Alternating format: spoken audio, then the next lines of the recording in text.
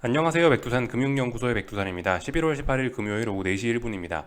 미국 증시 하락의 영향으로 일단 아시아 증시는 약하게 마감을 했습니다. 유럽 같은 경우는 일단은 뭐 상승 출발할 것 같긴 한데 일단 그다지 뭐 지금 올랐다 내렸다가 뭐 큰 의미는 없는 것 같습니다. 아직까지는요. 이 전반적으로 그거죠. 세계 증시 2달가량 하락하다가 한 달 동안 오르고 있는데 한 달 동안 올랐는데 너무 많이 올라가지고 좀 단기적으로 상승이 필요해가지고 옆으로 기어가고 있습니다. 이게 뭐 마치 뭔가를 기다린다는 듯한 그런 인상도 좀 있긴 있어요. 지난 5거래일, 6거래일 동안 옆으로 벨벨벨벨 기어가고 있으니까 이게 뭔가 어떤 특별한 이벤트가 나오고 나서 이벤트 이후에 뭐 위든 아래든 방향을 정하려나? 뭐 이런 생각을 할 정도로 어쨌든 좀 옆으로 벨벨벨 기어가고 있습니다. 뭔가를 기다린다는 듯한 인상을 줄 정도로요. 아직까지 그래서 뭐 명확한 방향성은 나오지 않은 거고 다만 이제 코스피 같은 경우만 지 혼자 이 아래쪽으로 일단 명확한 방향성을 뭐 보이고 있는 그런 상황입니다. 어딘가를 붕괴시켰으니까요. 이 글로벌 증시 대부분은 이 아래 어딘가를 붕괴시키진 않았단 말이에요. 다 지키고 있고 박스 내에 있으니까 아직까지 뭐 알 수 없는 그런 구간이고요. 다만 이제 붕괴를 시킨 친구 코스피는 붕괴를 시켰으니까 붕괴시켰다고 인정해주고 아래쪽으로 그냥 봐주면 됩니다. 그죠? 그렇게 대응하시면 되겠고 아직 강한 친구들은 강하구나라고 봐주고 아무것도 안 하고 그냥 있으면 또 될 것 같아요. 좀 지켜보다가 뭐 신호가 나오면 뭘 하든지 말든지 하면 되겠죠. 그죠? 이렇게 대응을 하시면 될 것 같고 이 그죠. 오늘 어쨌든 뭐 미국 옵션 만기이긴 하더라고요. 글쎄요, 옵션 만기를 다들 뭐 기다리고 있었나 모르겠는데, 하여튼 오늘이 미국 옵션 만기일입니다. 뭐 옵션 만기일이라고 꼭 뭐 어떻게 하라는 법은 없는데요. 하여튼 옵션 만기일이니까 뭔가 어떤 수급적인 변화가 나타날 수도 있지 않을까라는 뭐 생각 정도는 해보는데, 어떻게 될지는 알 수 없습니다. 그죠? 그냥 오늘이 미국 옵션 만기일이구나. 그냥 그 정도만 그냥 머릿속에 넣어놓고 오늘 구경하시면 될 것 같습니다. 네, 아마 이 정도면 이제 방향성이 나오지 않을까 싶긴 해요. 지난 5거래일 동안 옆으로 횡보했거든요. 6거래일째 횡보한다 좀 쉽지 않을 것 같아요. 어딘가로 오늘 뭔가 좀 단서를 보여줄 것 같다라는 생각이 있긴 있습니다. 그러니까 오늘 밤 미국 증시 잘 보시면 되겠죠. 참고로 미국 증시는 아침에 말씀드렸다시피 일단은 그 옆으로 기어가고 있다. 아래쪽으로 좀 더 유리하다라고 일단 이야기를 드리고 있습니다. 근데 뭐 아래쪽으로 유리해봤자 조금 유리한 거고 뭐 언제든지 여기서 쳐올리자면 또 마음먹고 올릴 수도 있습니다. 어쨌든 뭐 요 정도 상황을 이제 지금까지 이게 이제 지금까지 진행되어 왔던 그런 상황들인 거고요. 하여튼 오늘 밤에 미국 증시가 옵션 만기를 재료로 해서 뭐 방향을 결정하는지 이런 거 여부들 지켜보시면 될 것 같습니다. 뭐 특별히 뭐 드릴 이야기는 없고 그 리플 보다 보니까 뭐 연준에 관해서 굉장히 오해를 하시는 분들이 좀 많은 것 같던데 여러분들 뭐 연준 뭐 욕하고 뭐 그럴 거 없어요. 그냥 그 가치 중립적인 그냥 뭐 어떤 물가 잡는 기관이다, 중앙은행이다 이 정도만 생각하시면 되지. 아, 뭐 내 포지션이 이건데 뭐 연준에서 뭐라 해가지고 뭐 내 포지션에 뭐 손해를 끼치고 이런 생각 할 필요 없습니다, 여러분들. 이런 생각 하면은 본인만 손해예요. 그냥 연준은 그냥 물가 조정하는 기관이구나, 중앙은행이구나 이 정도로 그냥 받아들여 주시고 막 이걸 막 억지로 깔라 그럴 필요도 없고 이걸 뭐 억지로 좋게 봐줄라 그럴 필요도 없고 그냥 중립적으로 그냥 냉정하게 봐주시면 됩니다. 뭐 안 그래도 뭐 맨날 뭐 연준은 뭐 말을 바꾸고 있다 뭐 그러면서 욕을 하시는 분들이 계시는 것 같은데 이 좀 그것도 좀 잘못된 생각일 수 있어요. 그 지금 연준은 사실 딱히 말 바꾼 적이 없어요.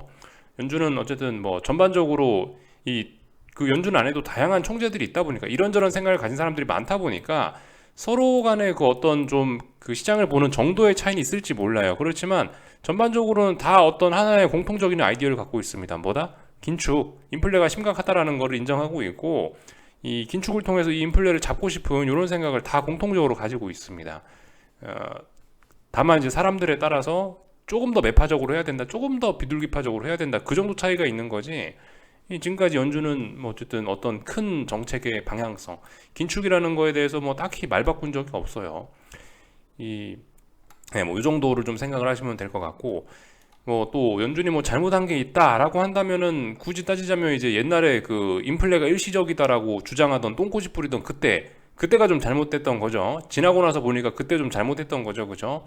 그 2020년 3월 달에 전염병 때문에 그 온 세상이 난리 났을 때 그때 유동성 공급에서 시장을 살린 거 이거는 어쨌든 칭찬을 해주긴 해줘야 되는 부분이에요. 위기 때 먼저 연준이 나서서 뭘 했다. 이거는 뭐 칭찬해줄 일인데, 문제는 이제 여기서 인플레가 이제 살아나기 시작했는데 너무 오래 견뎠다는 거죠.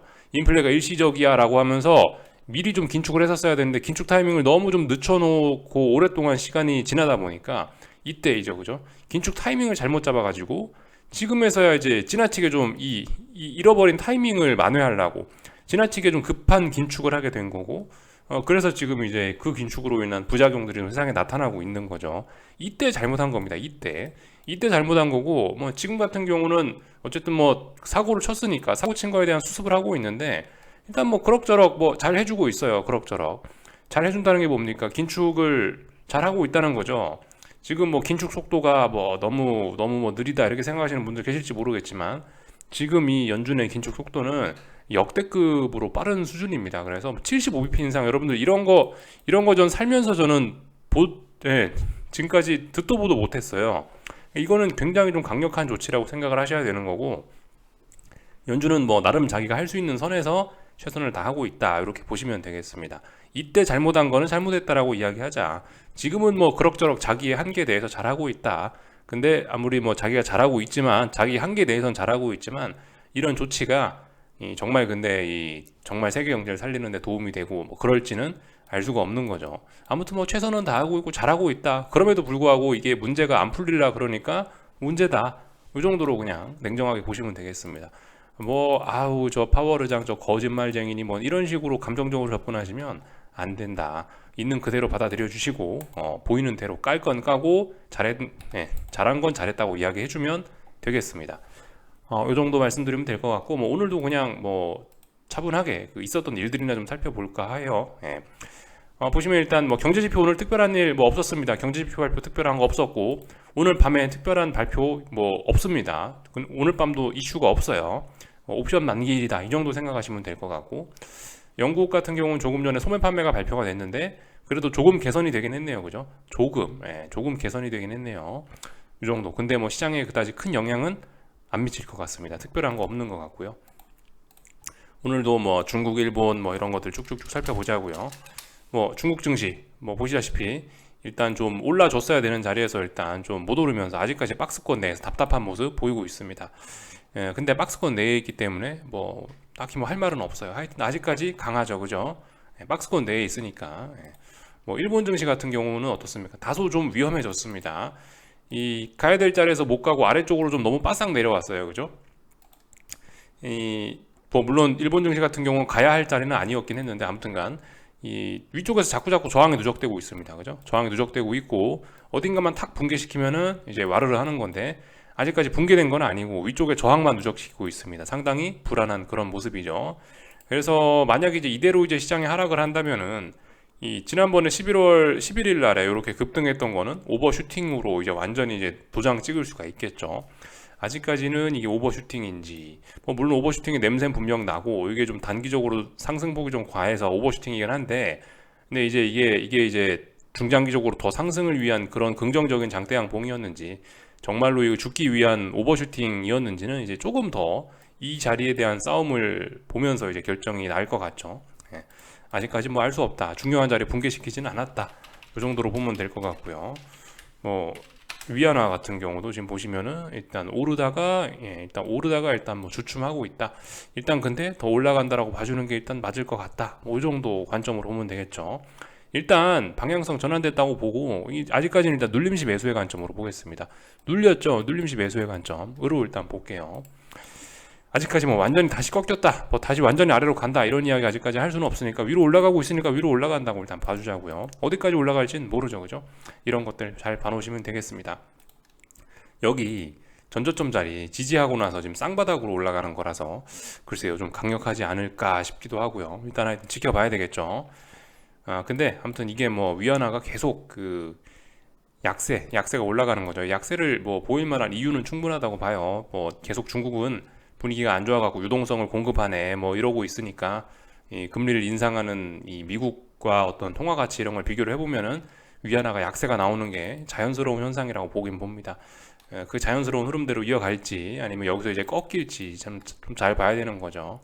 하여튼 상승 추세잖아요, 그죠? 상승 추세 완전히 깨진 건 아닌데 여기 이런 데서 잘 봐야 되는 거예요. 여기 이런 데서 얘가 이제 이번에 어디까지 올라갈 수 있느냐가 굉장히 중요합니다. 다시 뭐 전고점 부근까지 올라가서 랠리를 할 수도 있는 거고, 아니면 진짜 여기 어딘가에서 꺾여버릴 수도 있는 거예요. 여기서 꺾이면 어떻게 돼요? 그러면 다중고점형이 만들어집니다 이러면서 추세 전환 이야기 할 수도 있게 되는 겁니다. 잘 봐야 돼요. 지금 이 자리 중요한 자리입니다. 그래서 뭐 이 정도까지 보면 될 것 같습니다. 근데 중국 증시는 아직까지 그냥 옆으로 벨벨벨 기어가고 있고 뚜렷한 방향성은 잘 보이지 않고 있다. 이 정도 보면 되겠죠. 물론 중국 증시도 아직 뭐 큰 틀에서 보면은 이제 아리까리한 구간이긴 해요. 근데 일단 아직까지 완전히 하락 추세를 극복한 건 아니고, 지난번에 여기 쌍바닥 자리, 지난번에 전저점까지 내려왔었다는 것 자체가 이미 굉장히 좀 안 좋은 신호이긴 한데요. 별로 시장의 힘이 강하지 않다라는 증거이긴 한데, 일단 아직까지 올라오고 있습니다. 그죠? 어디까지 올라오냐가 중요한 게 아니고 어디까지 내려와서 이 아래에 있는 지지선을 어떻게 하느냐를 보는 게 중요하다고 말씀드렸습니다. 하락 추세니까요. 그래서 일단 이 정도까지 지켜봤습니다. 아침에 유럽 증시면 아침에 유럽 증시는 간단하게 봤죠. 여전히 강하다, 박스권 안에 갇혀 있다 한마디면 될 것 같고요. 오늘 한국 증시는 좀 생각 외로 좀 시원찮았던 것 같아요. 물론 방향성이 꺾였다라고 이미 말씀을 드렸는데 제 생각보다 좀 더 약했던 것 같기도 합니다. 하여튼 삼성전자 같은 경우는 일단 아직까지는 지금 박스권 하단에 딱 걸쳐 있는 그런 느낌이에요. 61,800원 대략적으로 이 자리가 오늘 종가 부근이 딱 어떤 그 중요한 박스의 하단 자리입니다. 이 자리에서 지금 박스권 하단 자리 테스트하고 있죠. 완전히 붕괴시키고 아래쪽으로 갈 것인가 말 것인가 테스트하고 있습니다. 근데 일단 이런 모습이 별로 이렇게 좋게 봐주긴 좀 어려울 것 같죠. 빨리빨리 돌파 한장 해야 되는데, 하여튼 그 아래쪽에 중요한 라인에 걸쳐 있다 이 정도로 보시면 될 것 같고, LG에너지솔루션도 좀 다소 좀 불안한 모습입니다. 59만 원이 지지선이긴 해서 아직 59만 원 깬 건 아닌데, 이게 위쪽에서 계속 보면 어딘가에 저항을 맞고 지금 못 올라가고 있죠. 60만 원, 61만 원 선에서 자꾸자꾸 저항을 오랫동안 확인하고 있습니다. 그래서 저항이 쌓이고 있네. 지지선 얼마 없는데 거의 지지선 코앞에서 오랫동안 저항 누적시키고 있으면 이거 붕괴시키려는 징조가 아닐까? 의심을 좀 해볼 필요가 있긴 있을 것 같아요. 굉장히 좀 분위기가 좀 일단 안 좋습니다. 이 위쪽으로 계속 올라간다라고 보기는 일단 방향성은 멈췄다. 일단 방향성은 없다. 지금 옆으로 그냥 기어가고 있다라고 봐주는 게 맞을 것 같습니다. 이 정도로 일단 보면 될 것 같아요. 지금 보시다시피 대형주 두 종목이 시장을 끌고 가던 그 두 종목이 삼성전자와 LG에너지솔루션이 그다지 일단 좋다고는 못하겠어요. 그래서 그런지 일단 오늘 코스피 좀 약한 모습을 보였고, 반등시 매도 전략입니다. 어쨌든 320이 돌파한 차가기 전까지는 별다른 의미가 없는 거죠. 오늘 322 부근에 저항 테스트 했는데 322 터치 못했습니다. 이거 중요한 사실이에요. 321.45까지 오늘 터치를 했네요. 322 터치도 못하고 지금 아래로 밀리고 있다는 게 좀 심각한 상황이라 보실 수가 있겠고, 어쨌든 방향성은 이미 11월 17일 날 322 붕괴시키면서부터 꺾였다라고 일단 이야기는 드렸으니까 아래쪽으로 일단 가고 있는 거고, 잘 보시면 될 것 같습니다. 이제 어디까지 떨어질 거냐 이런 부분 잘 보시면 되겠죠. 전저점은 저기 밑에 280인데 어디까지 과연 내려올 수 있을까? 280 또 붕괴되는 거 아니야? 이런 생각하면서 지켜보면 되겠죠. 그래서 그런지 변동성 지수들 이런 친구들 보시면은 계속해서 어딘가에서 하방경 직성을 오랫동안 지키고 있습니다. 하방경 직성 20 부근에서 하나, 둘, 셋, 넷, 다여, 일곱, 여덟, 아홉 9거래일째 하방경 직성 지키는 모습 보이고 있고, 굉장히 이거 지금 불안한 신호인 거예요. 이런 것들 잘 보셔야 됩니다. 자칫하면 변동성 대폭발한다. 지금 상황에서 변동성 폭발하면 뭐예요? 급락할 수 있다는 겁니다. 잘 보셔야 되겠죠. 굉장히 불안한 신호라고 볼 수가 있겠고, 이 풋옵션들도 보시면은 하나, 둘, 셋, 넷, 다섯, 여섯, 6거래일 동안 보시면 어딘가 지키고 있습니다. 오늘 좀 굉장히 위험한 자리였거든요. 풋옵션들이 오늘 중요한 자리였는데 결과적으로 아래 꼬리를 쭉 달고 올라오면서 다시 한번 이 중요한 자리에 지지선들을 확인한 꼴이 됐어요. 풋옵션들이 하나, 둘, 셋, 넷, 다섯, 여섯, 6거래일 동안 어딘가를 지켰다는 거는 굉장히 이거는 좀 싸늘한 신호라고 좀 지켜보셔야 됩니다. 이게 일단은 콜옵션은 죽기로 한 것 같아요. 콜은 죽기로 마음 먹었는데 이게 여러 가지 패턴이 있을 수 있죠. 콜이 죽으면서 풋이 살아날 수도 있는 거고, 풋이 안 살아날 수도 있는 거고, 풋이 옆으로 벨벨벨 기어갈 수도 있는 겁니다. 이런 다양한 시나리오 중에 콜이 죽을 수 있는 거죠. 그죠? 콜옵션이 죽으면서 이런 일들이 일어날 수 있어요. 심지어 콜이 죽고 풋도 같이 죽을 수도 있습니다. 근데 지금 꼬라지로 봐서는 풋옵션이 5, 6거래일 동안 지금 옆으로 버티고 있잖아요. 지금 아주 강력한 매수세를 보여주고 있거든요. 이건 옆으로 가격을 기어가면서 버티기만 해도 강력한 매수세라고 봐줘야 돼요. 이건 왜냐면 이 그 기본적으로 시간 프리미엄에 대한 개념이 그 가격에 시간에 대한 개념이 녹아 있기 때문에 이런 상품을 옆으로 기어가기만 해도 이거는 의미 있는 매수세라고 봐야 되는데 의미 있는 매수세가 나왔다. 그러면 풋옵션 굉장히 지금 강하다는 이야기고 그렇다면 풋옵션이 세차게 올라오면서 콜이 죽는 이런 가능성도 좀 열어놓을 수 있거든요. 그래서 좀 생각보다 시장이 잘못하면 세차게 죽을 수도 있겠다. 이거 짜불짜불이 아니고 좀 급격하게 죽을 수도 있겠는 걸이라고 좀 생각을 해봐야 될 것 같습니다. 하여튼 아직까지는 뭐 명확하게 뭐가 어떤 명확하게 뭐 이렇게 가자 뭐 이런 건 없습니다. 풋옵션의 지금 꼬라지를 봐서는 이제 시장이 대폭락을 할 수도 있는 그런 여지들이 좀 생겨나고 있는 건데, 근데 이제 어쨌든 대폭락을 하고 뭐고 할 거면 이제 세계적인 합의가 필요하죠, 그죠? 한국 증시 대폭락에 미국 증시가 동의를 해줄지, 미국 그죠? 큰형님 미국이 동의를 해줄지 이런 것들 봐야 되겠죠. 한국이 대폭락하면 한국만 대폭락하겠어요? 아무래도 뭐 중국도 일본도 미국도 유럽도 같이 아무래도 요즘 세계 증시가 좀 비교적 변동성이 커지면서 같이 연계가 되고 있으니까 같이 하나처럼 움직이고 있으니까 아무래도 한국이 이렇게 대폭락을 한다면 만약 한국에서 보이는 이런 신호들이 진짜이고 진짜로 한국이 대폭락을 한다라면은 이제 미국이나 유럽 이런 나라들도 하여튼 조용히 넘어가지는 않겠죠. 근데 어쨌든 아직까지 뭐 미국이고 유럽이고 전반적으로 시장이 강해요, 그죠? 네. 사실 한국도 뭐 그다지 엄청나게 뭐 사실 지금 이제 어떤 관점에 따라서는 아직까지 이걸 눌림시 매수로 보시는 분들도 있을 수 있어요. 기준에 따라서요. 아직까지 뭐 엄청나게 뭐 강력한 무슨 뭐 그런 게 나타났다 그런 건 아닙니다. 근데 일단 이런 신호가 굉장히 좀 불안한 거예요. 이게 지금 잠재적인 폭탄을 안고 가는 겁니다.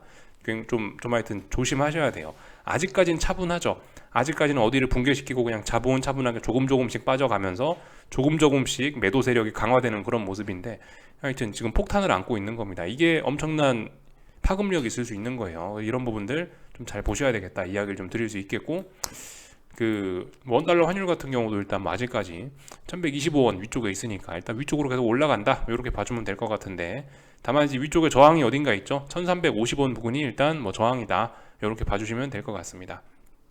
당장 원달러 환율이 급등해야 되는 그런 이유도 없으니까 뭐 아직까지는 뭐 그냥 조용한 것 같아요. 그래서 뭐 이 정도 보면 될 것 같습니다. 뭐 특별하게 뭐 그런 건 없고요.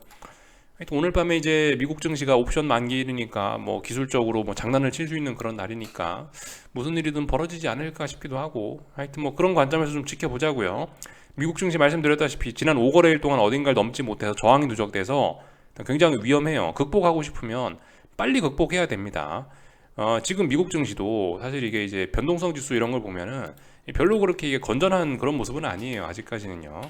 한국 증시 같은 경우는 풋옵션이 오랫동안 이 바닥을 지키는 등 오랫동안 하방 경직성을 만드는 등 불안한 모습이 보이고 있는데, 사실 미국 증시도 좀 약간 좀 그런 모습이 좀 나오고 있어요. 이거 빅스 지수인데 물론 이제 뭐 단기적인 측면에서 어떻게 보면 이제 계속 아래쪽으로 좀 내려가는 그림이고 별로 이제 의미 있는 매수세를 보이지 않고 그러긴 한데요. 뭐 만기일이라 뭐 그럴 수도 있고, 근데 아무튼 이걸 약간 좀 이렇게 좀 작게 이런 식으로 보면 얘도 어쨌든 어딘가를 아무튼 죽이지는 않고 버티고는 있는 거예요. 얘도 지금 S&P 풋옵션 이런 것들도 지금 이런 꼬라지를 보면은 약간 이런 걸 좀 작게 이렇게 보면은 어딘가에 지금 버티고 있는 그런 그림, 지금 코스피 풋옵션 모습들하고 비슷한 모습이 나올 수도 있어요. 그렇기 때문에 좀 잘 봐야 되긴 합니다. 이 미국 증시 아무튼 지금 좀 S&P 이런 게 특히 좀 위기이긴 해요. 지금 분위기가 막 그렇게 막 좋은 건 아닙니다. 하여튼 위기를 극복할 거면 빨리빨리 극복해야 돼요. 위기 극복하지 못하면 결과적으로 오늘 뭐 어딘가를 붕괴시키면서 제가 말씀드렸던 어딘가를 붕괴시키면서 얘도 이제 반등이 끝났습니다. 이런 이야기를 할 수가 있겠죠. 나스닥 같은 경우는 뭐 11,780 말씀드렸고, S&P는 뭐 3,960 이런 이야기를 드렸습니다. 좀 더 확실하게 할 거면 3,900 정도 붕괴시키는 거 봐야 된다. 이런 이야기 드렸죠. 하여튼 불안합니다. 미국 증시도 불안한데 뭔가 좀 눈에 띄는 확실한 거를 안 보이니까 아직까지 그 대응은 좀 뜨뜨미지근하게 하거나 아니면 아무것도 못하는 뭐 그런 구간이라고 보여지고요. 뭔가 보여지면 뭔가 이제 아래쪽으로 간다. 뭐 그 나스닥도 그래서 뭐 어딘가 뭐 11,650이나 이런 자리를 붕괴시켰다. 그럼 이제 뭐 할 수 있겠죠, 그죠? 오늘 밤에 뭐 그래서 좀 관심 있으신 분들은 붕괴시키는지 안 시키는지 잘 보시고 대응하시면 되겠죠. 하여튼 뭐 장중에 뭐 열심히 안 하셔도 돼요. 제가 시장을 보는 기준은 종가죠, 종가. 어떻게 마감을 했냐, 마감이 중요한 건데 미국장 마감 언제 합니까? 새벽 5시 반인가? 그때쯤 마감하죠. 요즘 서머타임 끝나갖고 요즘 좀 늦게 배장하나요? 하여튼 11시 반에 개장해갖고 요즘은 6시 반에 6시 배장하죠. 네. 그러니까 아무튼 그때 일어나갖고 장 마감할 때쯤 하여튼 그냥 새벽 5시 반쯤 알람 맞춰놓고 그때 일어나서 보셔가지고 그때 이제 대응하시면 돼요. 이 정도 그때쯤 되면은 마감 얼마 안 남았으니까 거의 그 정도 때에서 마감하지 않겠습니까, 그죠? 그러니까 이 마감할 때쯤 5시 반쯤 알람 맞춰놓고 일어나셔서 그때 대응하시면 될 겁니다. 요까지 할게요. 궁금한 거 리플 남겨주시고 내일 아침에 뵙도록 하겠습니다. 여기서 마치겠습니다.